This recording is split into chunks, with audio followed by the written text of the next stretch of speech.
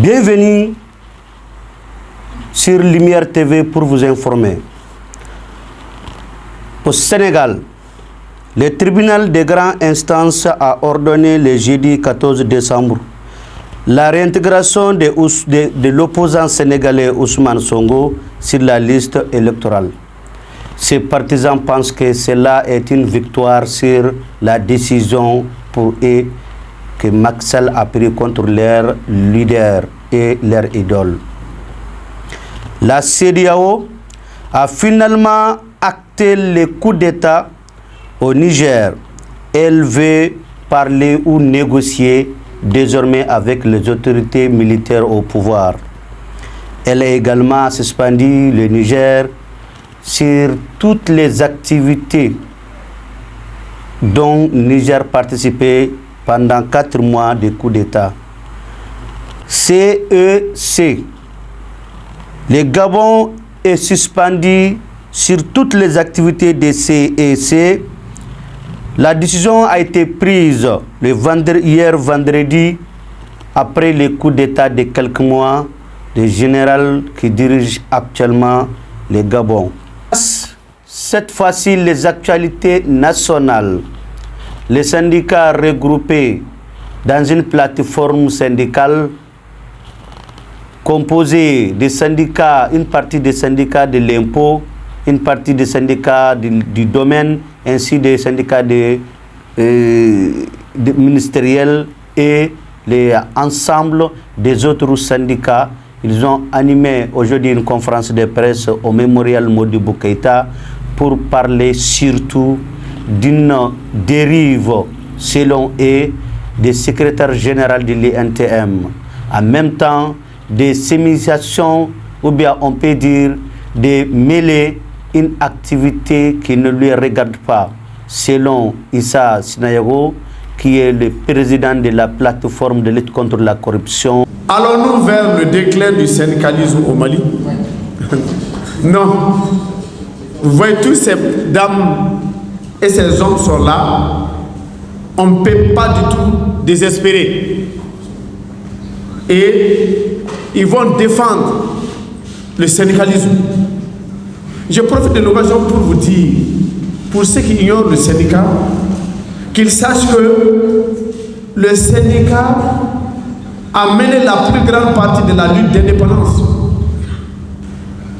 Nos parents ont été fusillés à la grève de 46 des rails. Le résultat, c'est quoi? C'est les salaires que nous prenons aujourd'hui. Dans aucun pays du monde, les salaires ne sont tombés du ciel. Ça a été revendiqué. Et je sais qu'aujourd'hui, il y a des syndicats très engagés. Pour la petite histoire, les impôts, vous avez vu, Ali Ndaw est un monument. Si je dois respecter aujourd'hui un financier, un syndicaliste financier, le camarade Ali Ndaw fait partie. Ce n'est pas parce que je suis devant vous. J'ai cherché à connaître cet homme à cause de ses œuvres. Donc, c'est pour dire que aussi, au sein de la coordination des gens que vous voyez, on les a tout fait. Des propositions d'argent pour qu'ils abandonnent ce pays. Ils ne l'ont pas fait. Qui dit que ces gens-là ne vont pas valablement remplacer ce pays dans les jours à venir? On est très loin du déclin du syndicalisme au Mali. Mais ce qui est sûr, quelqu'un veut prendre en otage le Sénégal et on dit non. On dit non, le syndicat ne sera jamais pris en otage. Je profite de l'occasion pour vous dire que notre objectif aujourd'hui, c'est unifier tous les syndicats du Mali. J'en ai fait un peu la preuve parce que je suis à la tête de la coordination, d'abord la coordination de tous les départements ministériels est un exemple. Tous les syndicats y sont représentés dedans. Le deuxième exemple, c'est la plateforme des organisations syndicales de lutte contre la corruption dont je suis le président. Il y a toutes les centrales dans ça. Toutes les centrales sont dans cette plateforme. Donc, ça veut dire qu'il n'y a pas de rivalité entre syndicats jusqu'à tuer le syndicalisme au Mali. Donc, à cette réponse, l'espoir est permis. Les hommes et les femmes sont disponibles pour rehausser encore le débat syndicalisme. Le débat syndical. Donc, je vais à la question suivante qui dit est-ce que le secrétaire nous craint? On n'a pas besoin, nous, on n'est pas là pour menacer quelqu'un. On ne veut pas être craint aussi. Mais on est catégorique, il y a des pratiques qu'on ne va jamais accepter. Et c'est ça le syndicalisme. Puisque nous aimons dénoncer les autres, pourquoi n'osons pas d'être dénoncés? Et pourtant, on dénonce tous les autres. Pourquoi n'osons pas d'être dénoncés? C'est ce débat que nous voulons amener dans la famille des syndicats. Mais nous n'avons pas de problème contre... Non, on ne veut pas faire peur à quelqu'un. Et il dit aussi, si le secrétaire général nous crée, ça c'est qu'il respecte les procédures, les principes, que le choix des travailleurs soit élu dans les services, c'est tout ce que notre combat. Les choix majoritaires soient élus. Et regardez ce qui se passe au Trésor aussi. Le candidat le plus contesté a été confirmé. Et où le candidat qu'on avait fermé toutes les portes des services de comité, il a regroupé les agents comptables et les régisseurs. Je les renvoie à l'article 12. L'article 12 du statut de l'INTEM qui dit qu'une fois qu'on est à la disposition d'un service, on change ipso facto le syndicat pour s'affiler au syndicat du service d'Antiqué. Si les régisseurs doivent être aujourd'hui syndicats, ça ne doit pas être au Trésor. Si les agents comptables doivent être aujourd'hui syndicats, ça ne doit pas être au Trésor, ça doit être dans les services comptés dans nos agences. Mais malheureusement, ils sont co-signataires des directeurs. Ça serait très difficile qu'ils soient des syndicats. Parce qu'ils sont de la direction. Et il a posé la question du CNT. Je n'ai pas beaucoup parlé du CNT. Je l'ai parlé 2 fois. J'ai dit qu'on a été à l'Assemblée, on a été au M5, mais ce n'était pas pour aller au CNT. Si on voulait, on allait partir. Hein. Mais la base n'allait pas être soulagée.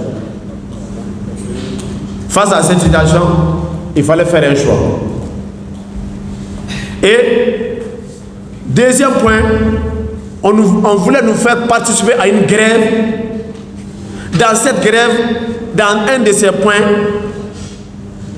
l'UNTEM demandait 13 postes au CNT sous Bandao. D'ailleurs, nous on a tenu une assemblée générale et on a décidé de ne pas aller à cette grève parce que ce n'est pas pour une cause nationale. Donc c'est en ces 2 lieux que j'ai parlé du CNT. Et on n'a pas envoyé des listes au CNT pour dire qu'on est mécontent ou pas. Et on a dit qu'on était partie intégrante du M5 RFP. En son temps, le mot d'ordre était clair. Tant que les choses ne changent pas, personne n'aille au CNT. Et nous ne sommes pas des traîtres. Si on veut refuser, on refuse, mais on n'aime pas trahir. Il y a aussi M. Sanga qui dit s'il y a un problème, voilà, s'il y a un problème qui nous lie. Non. Peut-être qu'il peut y avoir un problème à son niveau. Parce que moi, je n'ai pas de problème. Mais ce n'est pas sur lui seul, c'est valable. Si je ne vous sens pas correct, je vous dénonce. Ce n'est pas lui seul que j'ai dénoncé. J'ai dénoncé mon propre ministre. Est-ce qu'il y a des problèmes entre nous? Non. Mais tout simplement, c'était la chose publique qui était en jeu. Aujourd'hui, moi, je peux arrêter d'être fonctionnaire. Hein, mais je resterai malien. Le Mali d'abord, c'est pas même pas pour l'autre. Hein. Mais je dis le Mali d'abord. Mais il ne s'agit pas de votre ancienne expression Mali d'abord. Hein. Donc, maintenant... Est-ce que cette plateforme, voilà, et cette plateforme, est-ce que c'est uniquement des gens mécontents? Non, pour le moment, nous sommes là. Les impôts et la coordination des DFM sont là. Mais je suis, d'autres syndicats se préparent pour nous rejoindre. C'est juste, ceux qui veulent dire la vérité vont se retrouver. C'est ce que je l'ai dit aux impôts, que c'est le combat de la vérité qui a commencé. Ceux qui veulent cette vérité vont venir. Mais en défendant la vérité, il y a tout, hein, sauf la paix. Il y a tout sauf la paix. Mais il y a une seule chose, vous êtes proche de Dieu. En restant proche de Dieu, on a toutes les chances d'échapper à l'humiliation. Mais on serait fatigué. Comme moi je l'ai dit,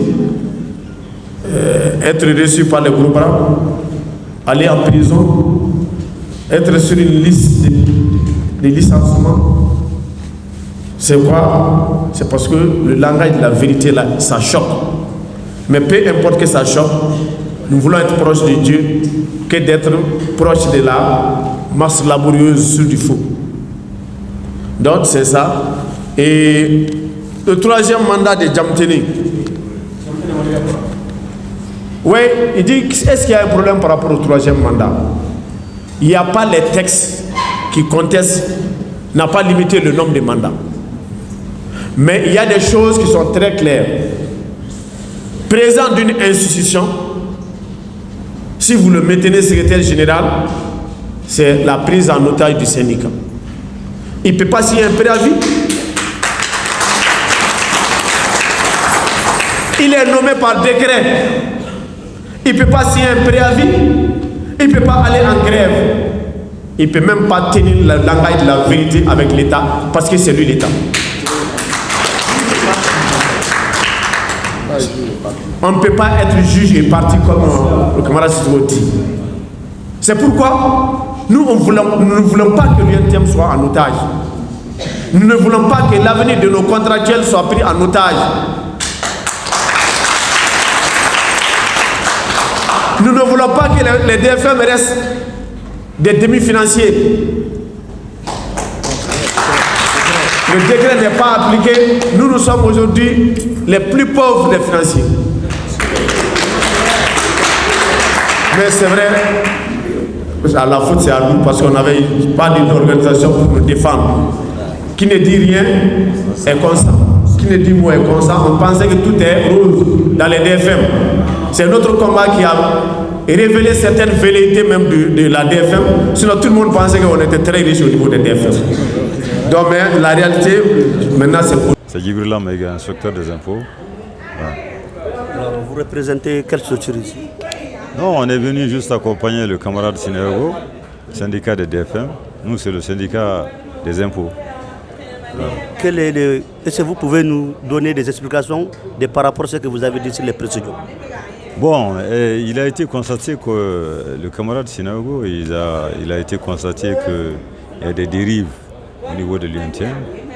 Donc, il nous a exposé le problème. Donc, on est venu l'accompagner et défendre aussi, parce que nous aussi, on a nos propres problèmes au niveau du Syntad. Donc, en tant qu'accompagnateur, on est venu pour essayer d'exprimer nos préoccupations. Voilà. Pouvez-vous nous expliquer un peu le problème que vous avez au niveau du Syntad? Bon, en fait, le Syntad a eu à faire des élections chez nous il n'y a pas très longtemps. Et ces élections-là ont été mal faites. Ils n'ont pas respecté l'orthodoxie syndicale. Ils sont venus mettre un bureau en place et non superviser un bureau. Ils sont venus mettre un bureau en place et non superviser un bureau, alors qu'ils n'ont pas le droit de mettre un bureau en place. Ils ont le droit de superviser un bureau et non le droit de mettre un bureau en place ensuite. Mais vous suggérez, par exemple, qui peut être derrière ça? Bon, il y a un levier précurseur qui est derrière le Syntad. Même s'il y a le Syntad, il y a le camarade secrétaire général. Et en même temps, il y a un autre levier précurseur qui est derrière le Syntad, en fait. Parce qu'il y a des gens à qui ça profite. Voilà. Alors, est-ce qu'aujourd'hui, à l'impôt entre vous, les travailleurs, il y a des problèmes? Non, nous, on n'a aucun problème avec les salariés. Nous sommes le syndicat des salariés. Nous avons la base et nous sommes en phase avec nos salariés. Il n'y a aucun problème. Est-ce que vous avez un appel à l'endroit de l'ensemble des travailleurs?